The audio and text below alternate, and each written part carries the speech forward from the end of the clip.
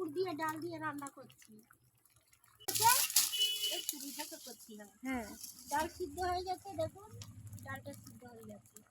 এবার আমি এর ভিতরে কাঁকুর দেবো এর মধ্যে। এই দেখুন ধোয়া তো কাঁকুর। হ্যাঁ।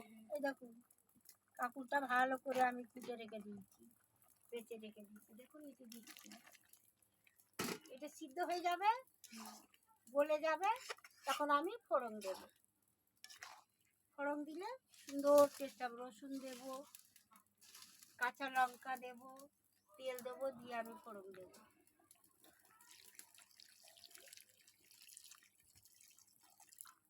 ওর মধ্যে আবার জল বেরাবে।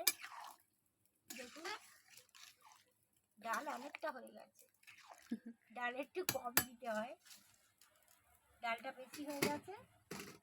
দেখুন বন্ধুরা, আমি সুন্দর করে কাঁকুর ডাল দিয়ে রান্না করছি, ভালো লাগে। দেখুন এই দেখুন কাঁকুর দিয়ে ডাল দিয়ে, বাজারে কাঁকুর পাওয়া যায়, ওটাকে আমরা আবার পেকে গেলে ফুটি বলি। কাঁকুর দিয়ে ডাল দিয়ে রান্না করছি, এটাকে বলে গেলে আমি এবারে ফোড়ন দেবো। রসুন দেবো, এই দেখুন দিচ্ছি লবণ। বলে গেলে আপনাদের দেখাবো ফোড়ন।